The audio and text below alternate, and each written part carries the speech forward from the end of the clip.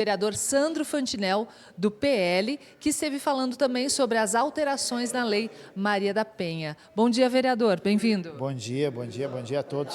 Sim, é uma luta que eu encampei nessa casa aqui, como vários parlamentares Brasil afora, onde a gente não quer tirar direito de um lado para dar direitos aos outros, mas enfim, a gente quer que todos tenham os mesmos direitos, tanto as mulheres quanto os homens. Não é possível que se viva numa sociedade que se diz democrática, onde uma pessoa simplesmente com a palavra dela condene uma outra pessoa à cadeia ou destruição da sua vida pessoal e profissional. Então, assim, a decisão do Superior Tribunal de Justiça da ministra Marluce, que foi o que eu apresentei no grande expediente, ela dá o pontapé inicial na grande mudança, onde ela deixou muito claro, você quer acusar alguém de alguma coisa? Prove. Né? Não simplesmente dizer, fez isso, fez aquilo e não tem prova nenhuma e você destrói a vida de uma outra pessoa.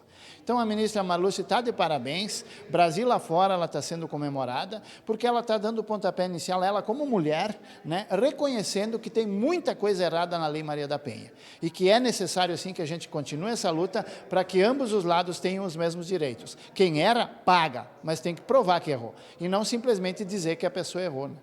Ok, vereador Sandro Fantinel, agradecemos a sua participação aqui. Muito obrigada, bom trabalho. Obrigado.